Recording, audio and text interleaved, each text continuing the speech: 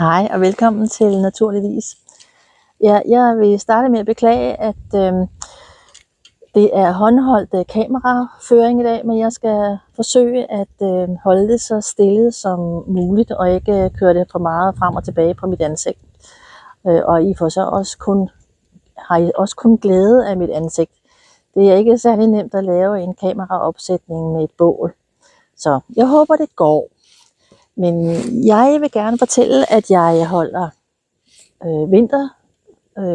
vintersolhverv søndag den 21. december kl. 17:30. Vi er allerede en lille håndfuld, men der er plads til flere, så har du lyst til at deltage, så er du rigtig hjertelig velkommen. Og vintersolhverv, der skal vi jo hilse og byde lyset velkommen. Endelig kan vi glæde os over, at lysets timer bliver flere og flere og kommer til at fylde mere og mere af vores dag. I lyset er der også følelsen af håb og fred, og vi kan glæde os til at skal være mere udenfor. Nu her, mens jeg går og forbereder mig til at lave en lækker aften til jer, så har jeg også tænkt på, hvad lyset betyder for mig. Og jeg glæder mig i hvert fald rigtig meget til at komme ud i min have og så mine lækre frø.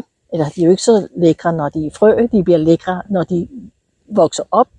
Men at passe og pleje de her små kimplanter for til sidst at blive noget, jeg kan gå ud og høste og spise. Det glæder jeg mig rigtig meget til.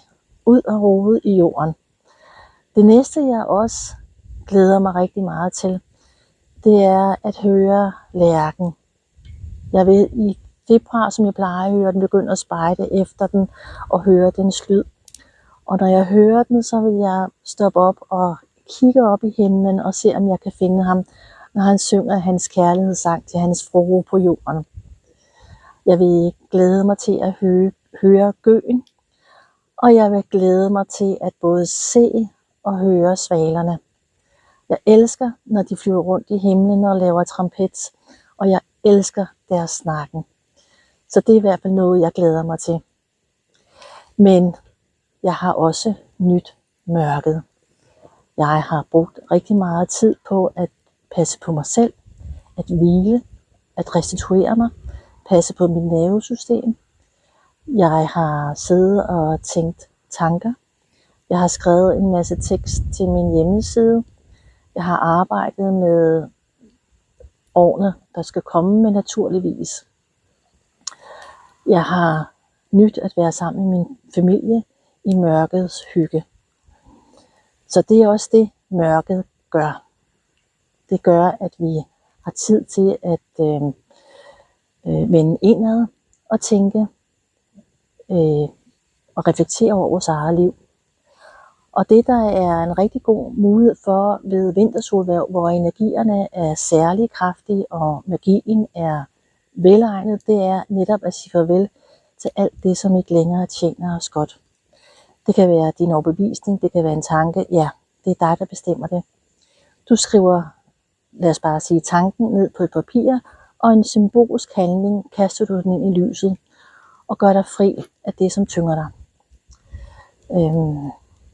Ja, så det er en god mulighed for at få renset dig, således at du kan gå frisk ind i det nye år og tage hul på nogle af de nye projekter, de nye idéer, de nye skift, som du har tænkt her i løbet af i den mørke tid, som du har tænkt, at du vil kaste dig over i det nye liv, i det nye år.